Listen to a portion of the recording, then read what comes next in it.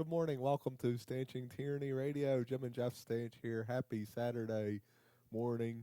Hope you're braving the cold just fine. Yeah, yeah. Hope you got your woolly underwear on and If you got all the snow shoveled and whatnot, there could be more on the way. yeah, It might just miss.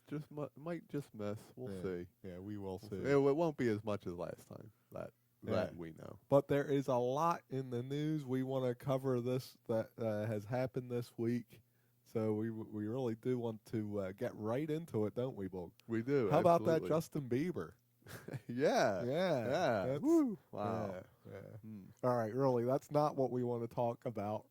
But we do want to talk about the slaughtering this week of the Dow Jones Industrial Average, down about 250 points over the week. A lot of it came on Friday. And the headlines are that there's worries about the global economy, to which we say, well, there's plenty to be paying attention to. May I suggest, listeners, if you haven't done it already, please go to the Stanching Tyranny Facebook page and like it. In that page, you will find archives from the Monday night show that we do. It's on at midnight, so we don't usually ask you to listen because it's on pretty late. Jeff and I need, Monday through Saturday to recover from being up so late on a Monday night. But it starts at midnight. It's on for 2 hours. But it's archived. It's archived. So if you go to the Stanching Tyranny Facebook page, you'll find it in there this past Monday where we talked pretty much the duration of the show about the manipulation of the gold markets, the manipulation of the gold price, the fact that a lot of sovereign countries are asking for their gold back, and that is causing some schisms in the money markets as well as in the precious metals markets as well as in the political atmosphere between countries, and it's something that we ought be paying attention to. But we don't want to get into it right now. We covered it a lot, so that's why if you want to hear it, go to the Stanching Tyranny Facebook page, scroll down, find that archive, and give it a listen. But there is some concern in the marketplace regarding the condition of various countries. Yeah, China being economy. Probably the main one. Yeah, well, China's a big one, and we did mention this in that show. Yeah, we talked about why. We did. January 31st, there's the credit equals credit plus gold wealth management product that looks like, as of the 31st, is going to go completely defunct. It's flat busted. It's flat busted. The question is, will they allow it to be flat busted, or will they somehow save it? Of course, saving it is a temporary phenomenon, just like 2008 bailouts of the banks was a temporary phenomenon. These adjustments need to happen. If they aren't allowed to happen, it's because they're not done fleecing you, listeners. They're not done taking your money. Yeah. As small as that might be, listeners. If you manage to collect a nest egg, and maybe it's worth a few $100,000, maybe it's worth $1 million or more. I don't know, but it's relative small potatoes. Granted, however, realize that the middle class in America holds a large amount of wealth, and consequently has the big old target on its back. Right. Yeah, it may not be much compared to the elite, but it's still too much because they want it all. That's correct. They don't want you to have anything. Yeah.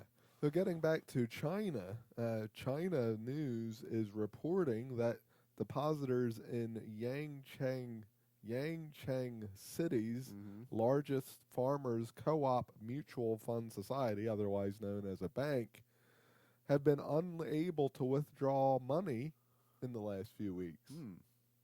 Literally hundreds of millions of dollars. a salesperson from that bank, a salesperson who sold loans, Right.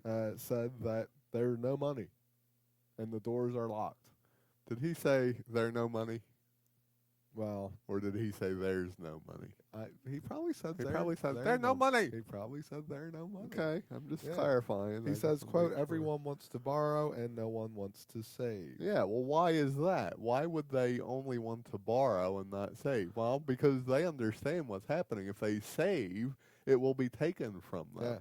If they borrow, well, maybe they won't pay it back. Yeah. The fact is, China has a huge credit bubble that's Mhm. been blowing up since Well, since 2008, yeah, right? 2008, sure. And the whole idea of it is, of course, to keep the system liquid Mm-hmm. and this and that.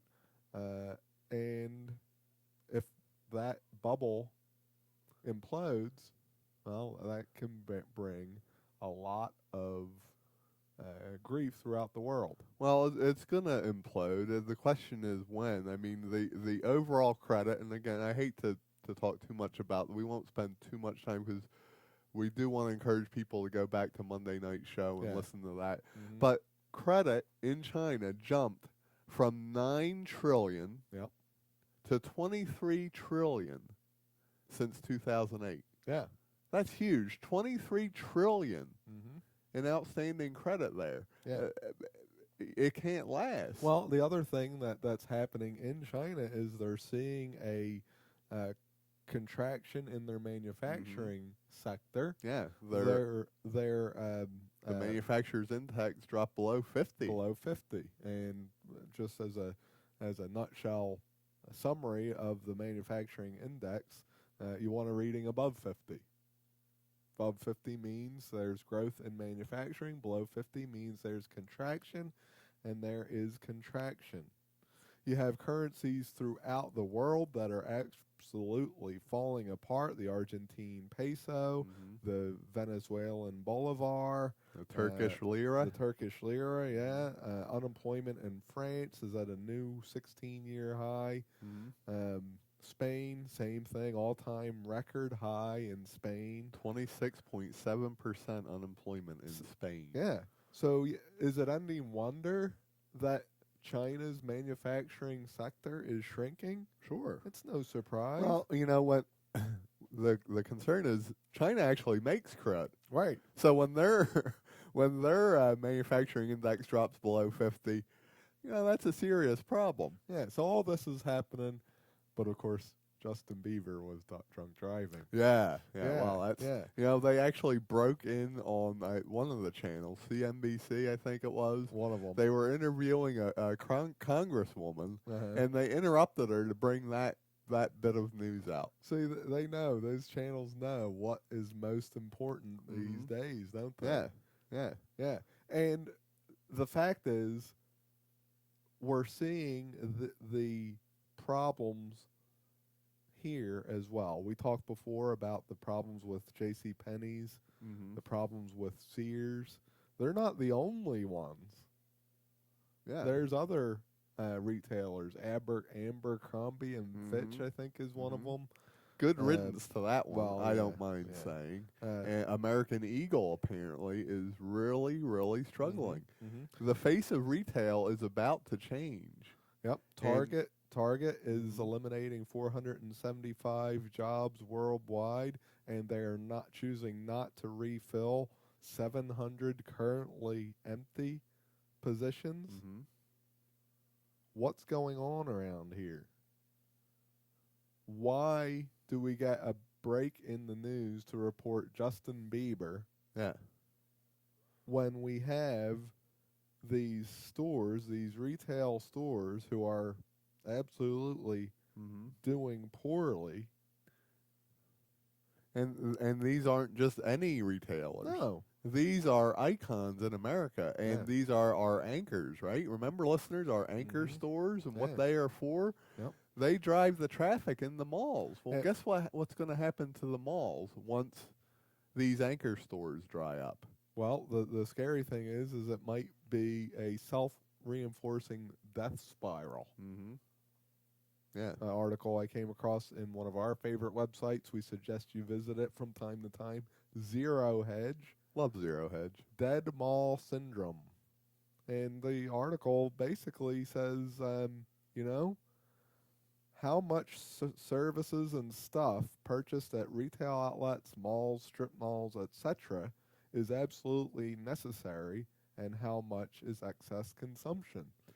He goes on to posit that most of it is excess consumption, and therefore, given the shape of the global economy and what's going on, what does that mean to these malls, these strip stores, all these places that are out there? Well, if you just think about it from a common sense standpoint, and you think about the number of retail outlets in this area, and granted, I know there's a lot of people, but it's way overbuilt. Well, and it sure way doesn't. overbuilt. I mean, how many times have we seen a fairly new, within 20 years, I know where you're going, yeah. shopping center basically get closed down? And a new one built. And a new one built up the street. Right. How many times have we seen that happen? It's absurd. And it's indicative of a problem. It's what we've talked about before with things like cash for clunkers and the home, the inflation of the home prices. These things are stimulated to create a reaction from us, and that is specifically to consume. Yeah. And so what it does is it pulls from future demand. We've talked about it before. It pulls from future demand into the present, and ultimately that future comes to pass. And guess what? You've got all your stuff, and you have enough stuff, and finally Americans maybe are deciding, stuff isn't all that great. I got enough crud. As a matter of fact, I need to get rid of some crud. Yeah. And so they stop buying crud, or they buy a whole lot less crud. And next thing you know, you have stories like Sears, Kmart, JCPenney, Macy's, Target, Abercrombie and Fish, Arrow Pastelli, you name them. Yeah. You name them. Yeah. All real, very clear signs of unfortunately middle class shoppers. What's that mean as far as what's happening to the middle class? Well, we think we have the answers because we've come across a number of things that we found interesting this week. Very interesting. And they all revolve around income. They all revolve around the financial situation throughout the globe. They all revolve around the Marxists that we have in government. Notice I didn't say in the White House. I said in government. Remember, in all levels. It's a world plan. It's a worldwide plan of these Marxists. You mentioned the Mincom. Yeah. Wait till I tell you. Quite by accident, I'll tell you after the break. We're going to take a break here. Okay. But the Mincom just continues to show up. Yeah, and I'll explain how, and we'll talk about it. We will. When we get right back, thanks for listening to Stanching Tyranny Radio. We're back. Thank you for listening to Stanching Tyranny Radio. Jim and Jeff Stanch here. We're hosts of this show, and we're glad you can be here. We're hoping that you've had your fill of Justin Bieber and that you've tuned into Stanching Tyranny for a dose of what's really going on in the world. Yeah. Before the break, I mentioned the whole Mincom thing, and we Jim and I we do a lot of reading, and especially in preparing for the show. And one of the things that I wanted to talk about, and I know we won't be talking about it today. We probably will get into it on Monday, but that's the coming technocracy. We're going to be replaced by technology, listeners, and we can see this coming. You look at ATMs, and you look at self checkouts at the stores, and And robots are coming. That's you know, just a small yeah, sample. that's just a small sample. The technology is advancing. We as people aren't. We complain. We ask for things like minimum wages. You know, To it's which our own fault. to which they will gladly give us, Right, because right. that will help usher in the technocracy as well. Yeah, You understand that, yeah. listeners? It's called problem, reaction, solution, Mm-hmm. Hegelian dialectic. Do a Google search. Mm-hmm. This is the way they Yeah, operate. matter of fact, and while you're at it searching, you can find an interview that was done on one of the liberal news channels. It might have been CNN or MSNBC or somebody like that. They were interviewing Bill Gates, and they asked what was his thought on raising the minimum wage. And I'm sure the liberal was expecting a liberal answer because let's face it, Bill Gates, Yeah. he Pointy head is extraordinaire. yeah, right. But the answer that he gave was, quite frankly, quite honest. Surprisingly so. He said, well, we better be careful what we ask for because we will be replaced with technology. Yeah. And it's absolutely true, He is listeners. right. We will be replaced with technology. So, anyway, I was doing my reading and preparing for the show, and I came across an article called "The Rich and Their Robots Are About to Make Half the World's Job Disappear." And it's an interesting article. If you can find it, go ahead and give it a read. But what really jumped out at me was in the last paragraph. I'd like to read it. I'd love to hear it. Okay. All of this points towards an uncomfortable prospect. In our globalizing, technologically advanced, and inequality-laden world, we risk becoming the cyber peasants tending the feudal lawn of the machine-owning rich. Oxfam predicts incoming class struggles and social strife, and it's not hard to see why. To ensure that the 99% of tomorrow benefit from still accelerating technology, we're going to have to push for policy adjustments that adapt to our mechanized world. Radical income redistribution is probably in order, even a minimum guaranteed income. Ideas unlikely to prove popular to the corporate titans used to reaping outsized rewards. See, that's where that fella has it wrong. Yeah, he That was last right up sentence to the last sentence. Yeah, that last sentence was absolutely incorrect. You knucklehead. Yeah. But see, because it's your heart's desire for a minimum income, you don't want to see the truth of it, and that is the elite want you to have a minimum income. That way, they can control you. Well, that's the thing. This guy seems to think.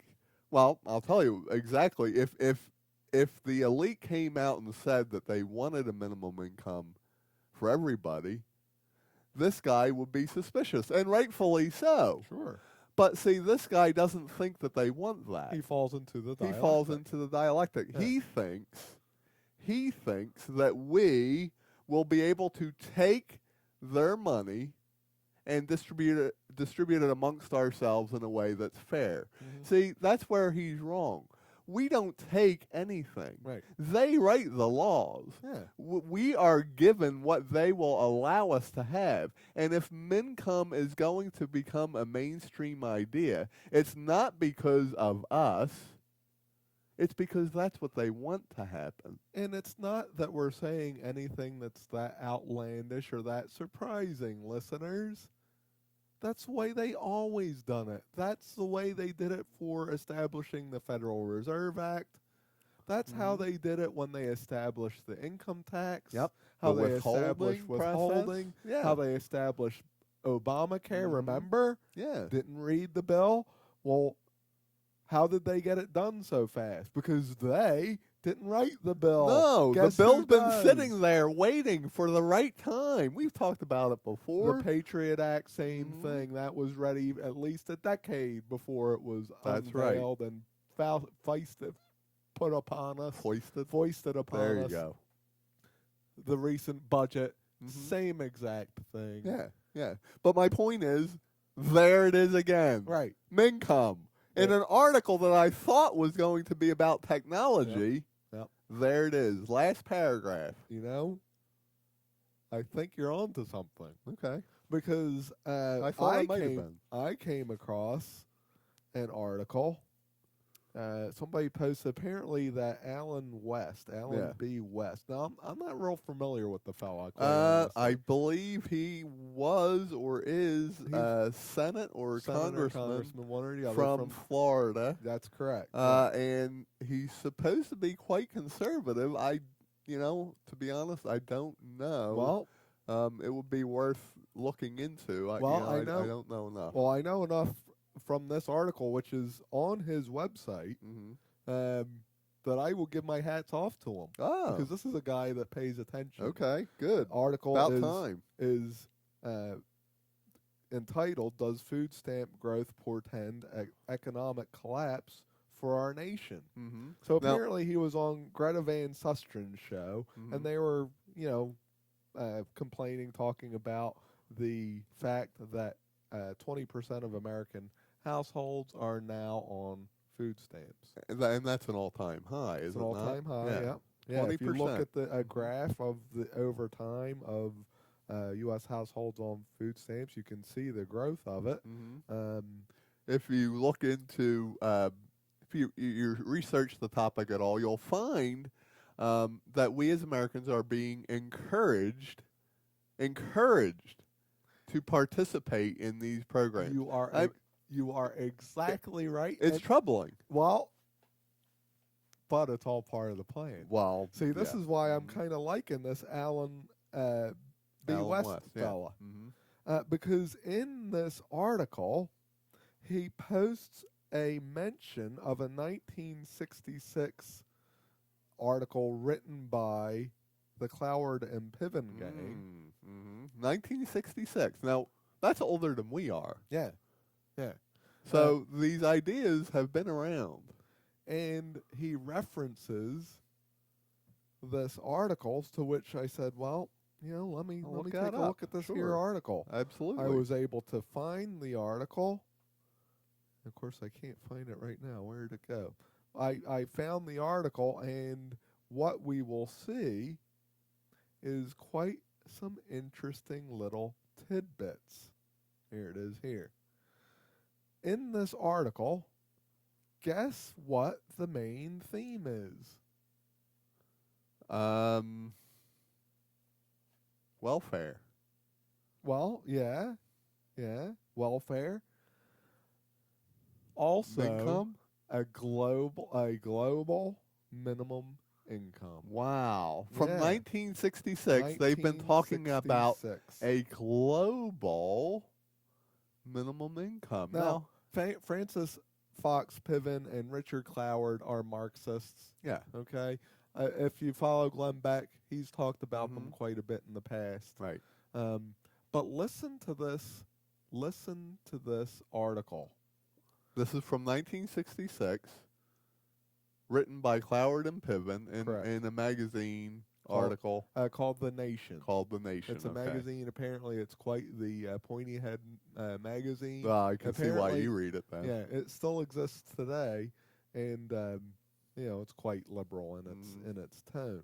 But it says here, it is our purpose to advance a strategy which affords the basis for a convergence of civil rights organizations, militant anti-poverty groups, and the poor. If this strategy were implemented, a political crisis would result that could lead to legislation for a guaranteed annual income, thus an end to poverty. Of course, pointy head Francis doesn't understand that just because some strung-out drug addict who's in poverty gets a minimum income doesn't mean he's going to say, golly gee, now I can go get myself an apartment and something to eat. Right. You knucklehead, you. But anyway, I continue.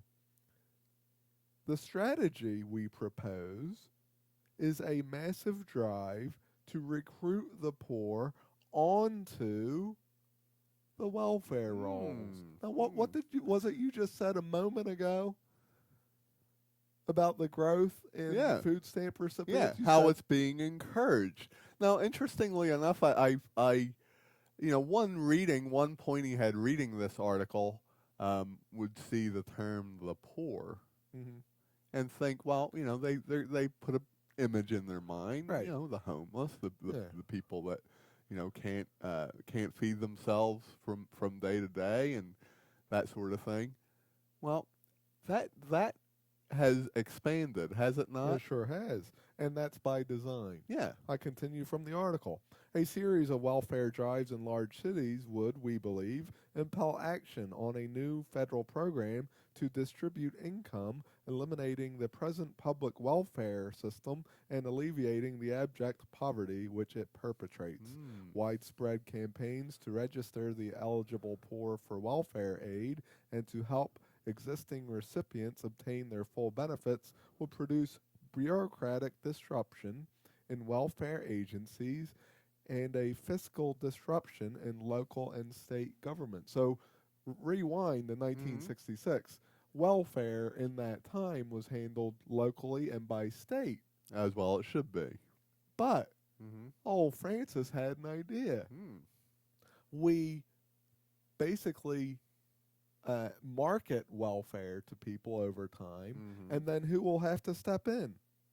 The federal government. Exactly. Which is exactly what she wanted. A national Democratic administration would be constrained to advance a federal solution to poverty that would override local welfare failures. Department of Health and Human Services, Huh? listeners. Yeah. Hmm. The ultimate objective of this strategy to wipe out poverty by establishing a guaranteed annual income. Yeah, and see that's a lie. I mean, Yeah. well, naturally that is the goal to set up the guaranteed minimum income. Right. But listeners, that's not what they're really after. You realize that if this comes to be, you have to understand that they're after something more. Mm-hmm. They're after your very soul. They're Yeah. trying to tempt you. They want your soul. They want you to sign your life over to them, even more so than it already is. Because let's face it, we're already slaves Yeah. to this Federal Reserve evil debt system Yeah.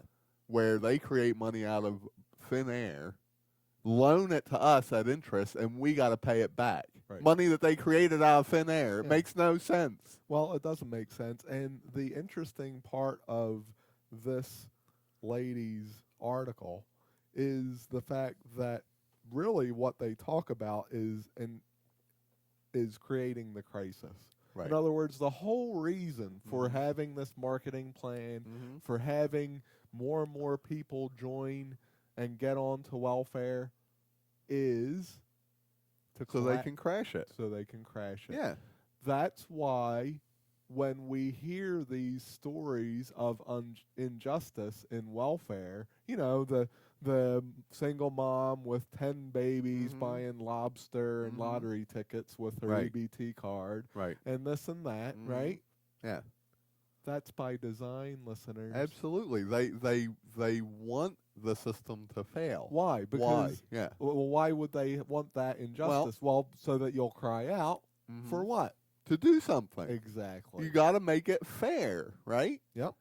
That's Yeah. what they want. They will crash the system, and we will react, Yeah.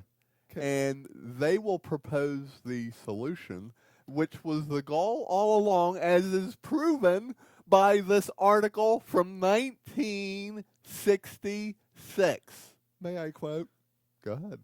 It will be important to use the mass media to inform the broader community about the inefficiencies and injustices of welfare. What do you know, listeners? Huh. And throughout the crisis, the mass media should be used to advance arguments for a new federal income distribution program. Hello, Mincom. Coming soon to you and me, listeners, if you choose to participate. I would encourage you. Do it now. Yeah. Trim your costs. Get out of debt. Get rid of the cable TV. Please. It's not worth it. It's not worth the couple $100 you're paying a month. As Jim just read, it's being used against you. They control the media. They want you to think what they want you to think. You understand that? Yep. Get rid of it. Start saving your money. Start preparing yourself for income. And you'll be able to make a choice that says, you know what? I'm not going to participate. I'm not falling for their tricks anymore. I've had it.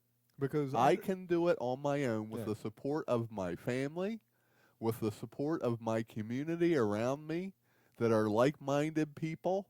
We can help each other, and we can get through this. Yep.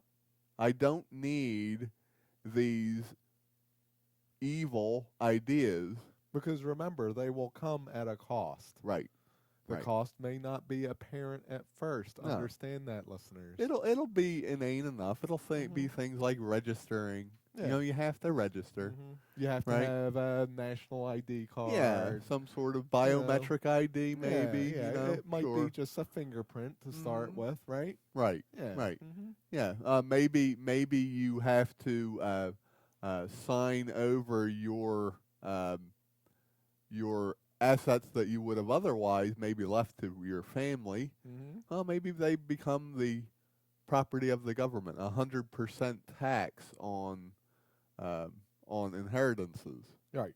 Something like that. You know? Yeah. It's got to be paid for, listeners. That's right? It's got to be paid for. And again, if you think that the elite are going to pay for it, you're wrong.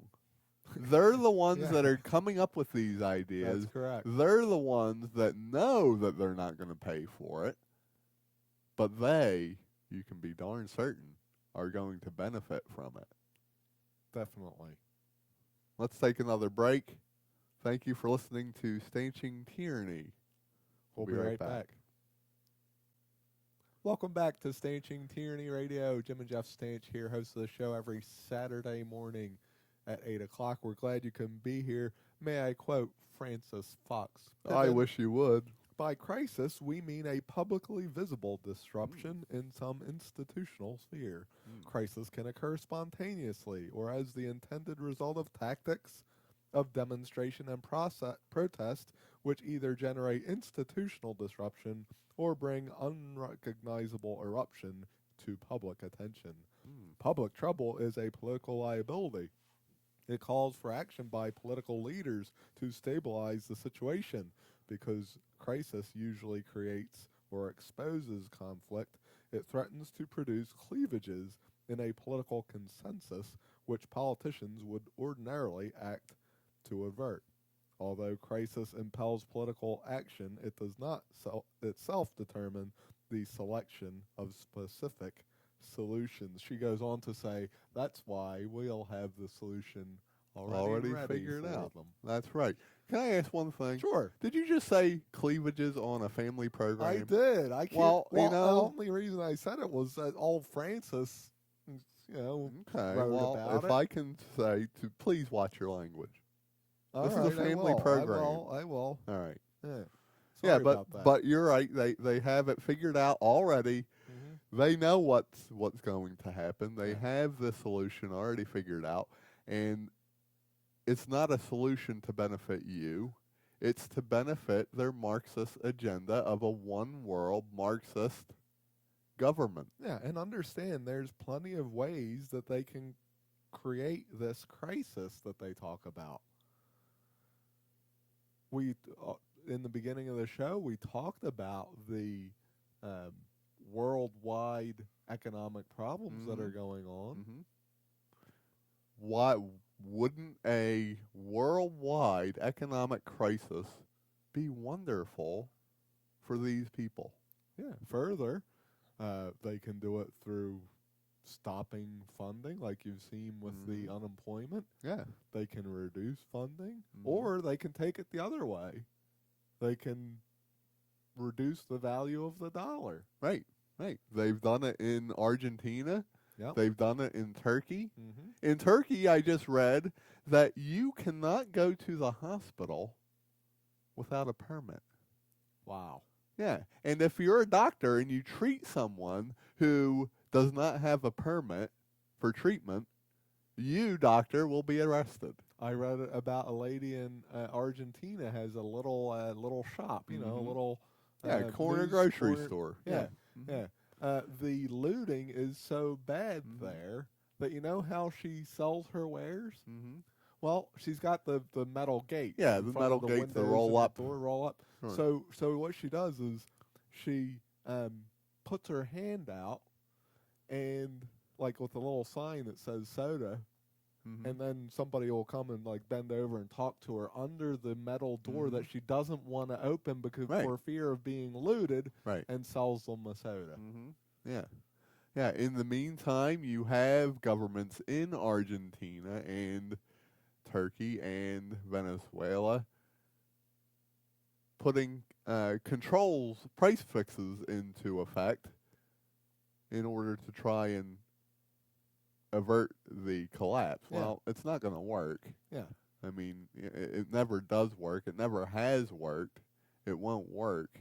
And really what we're seeing here is the advancement of Marxism, and Mhm. we're headed towards a global communist agenda. Mm-hmm. That's what we're heading toward. Yeah.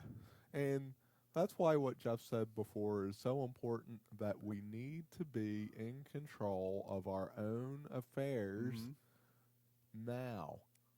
Absolutely. And, we talk a lot about learning new skills, reading, trying to understand what's going on, read your history, save money. Well, we have a couple ways that we can help you save money if you're in that situation. And whatever you save, please don't spend it on gewgaws. Yeah, Save it. please. If you have money, well, buy some precious metals. Maybe some excess food. Mm-hmm. Yeah. Yeah, store Learn some some extra new food. skills. Right, absolutely. Protect yourself and protect your family.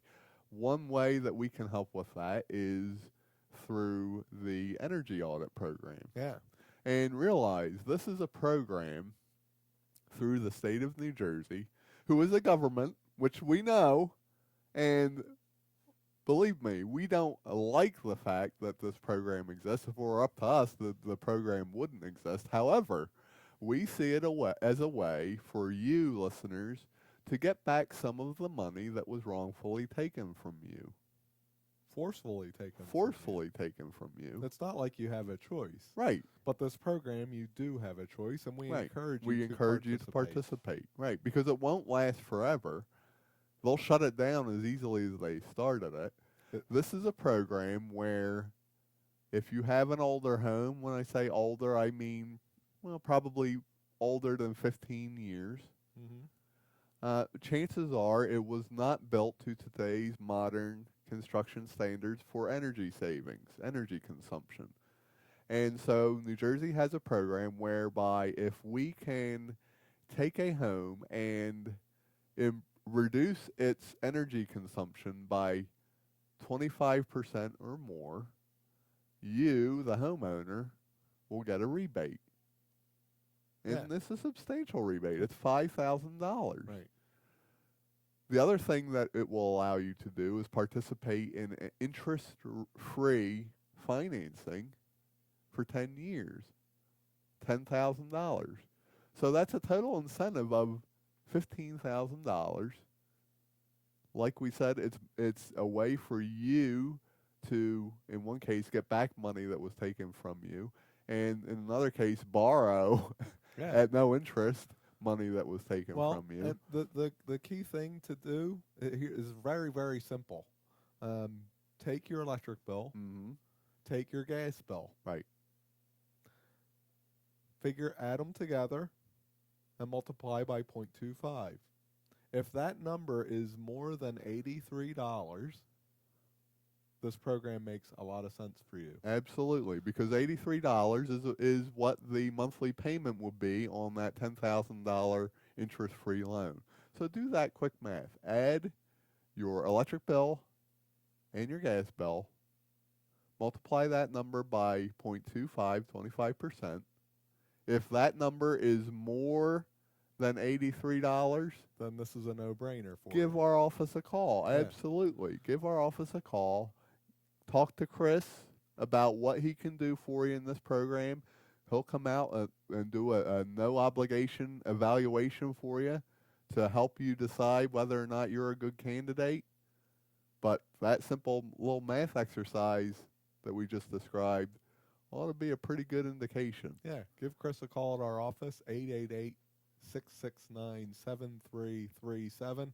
He'll ask you a few questions such as the age of the home, what style home it is, if you have a basement, attic, Crawl space. what kind of heating system you have, how old it is, air conditioning, same thing, water heating, same thing. He'll ask you some of the nuts and bolts questions about your home and help you determine if you would be a good fit for this program. If you are, he'll come out at no obligation, no charge to you, look at things in a more specific manner, more detail, and help you see what can be done. He'll come up with a plan. Yeah.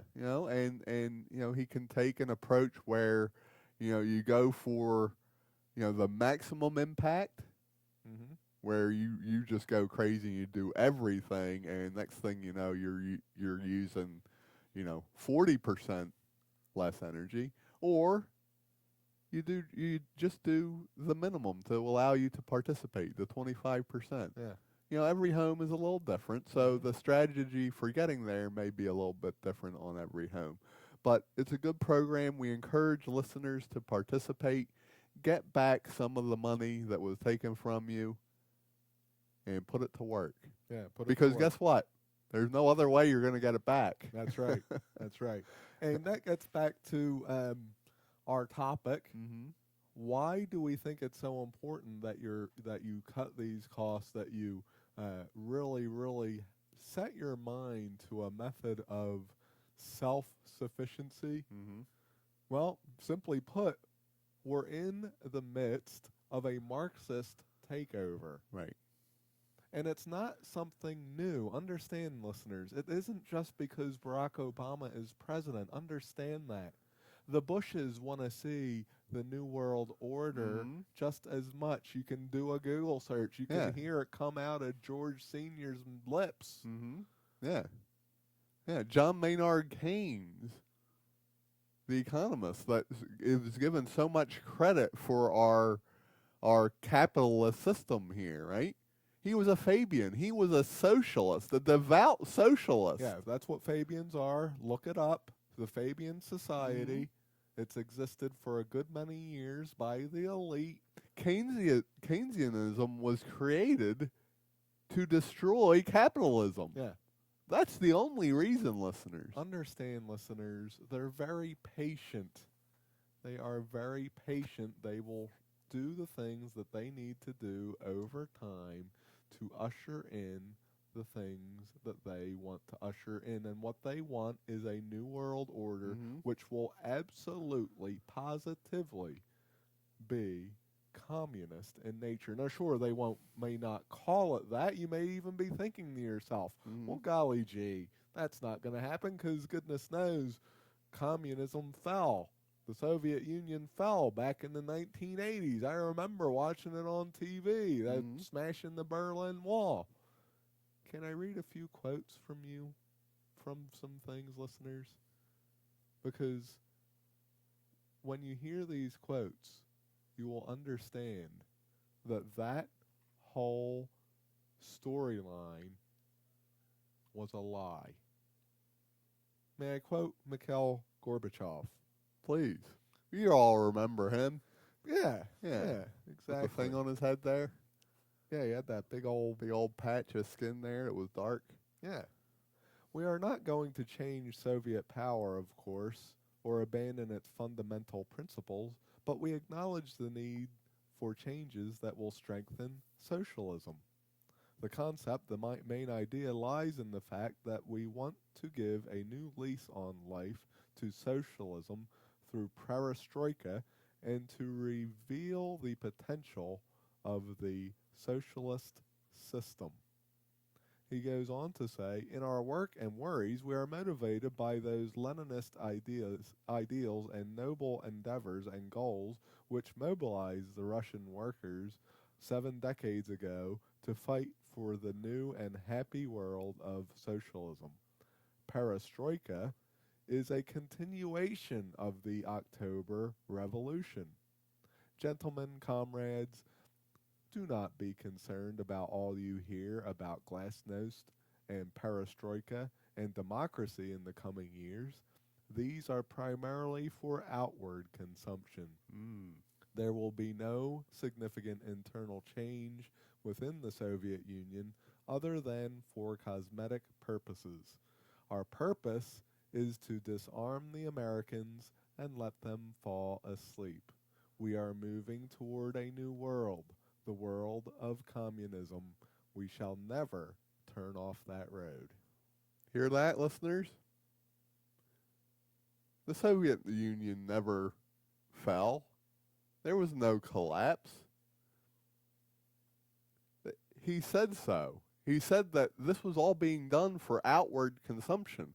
Who do you think outward consumption is? That's us. Yep. That's us. Yeah. So that we would let our guard down. That's right. So that we would start following the Biebers and all that nonsense on the television. Oh, well, we got to worry about. We're the last remaining superpower, right? Right. Ain't nobody that but us now. We call the shots, right? Gorbachev said it himself. That was all planned, all went down to basically lull us into a false sense of security. What better way to further infiltrate our governments than to have us believe that communism was dead? Absolutely. And for those who think that the elite do not want communism to happen on American shores, for the people like the fellow that wrote the article that Jeff read earlier, who believes that the elite will be fighting tooth and nail against the idea of a minimum income. Can I read a quote by a Gary Allen, who wrote in his book None Dare Call It Conspiracy? None Dare Call It Conspiracy. Book. I've read it. It really gets into a lot of things, but listen to this quote from that book. Indicative of the strange event which occurred in October of 1964. David Rockefeller, president of the Chase Manhattan Bank and chairman of the board of the Council on Foreign Relations, took a vacation in the Soviet Union. This is a peculiar place for the world's greatest imperialist to take his vacation, since much of the communist propaganda deals with taking all of David's wealth away from him and distributing it to the people. A few days after Rockefeller ended his vacation in the Kremlin, Nikita Khrushchev was recalled from a vacation at a Black Sea resort to learn that he had been fired. How strange.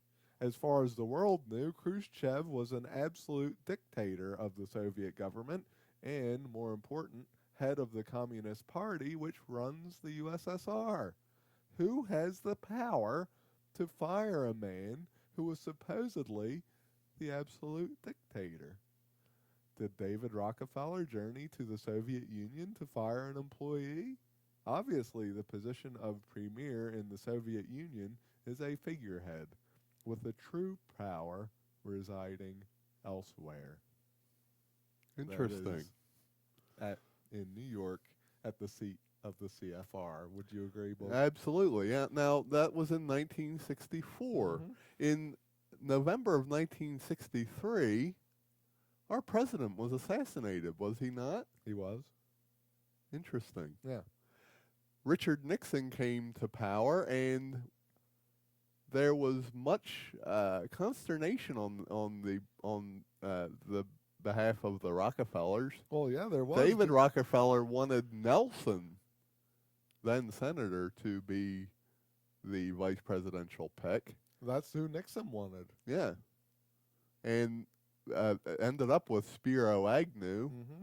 Uh, had Nelson been chosen as vice president, he would have been president, Right. right? Yep. Instead, we got Gerald Ford.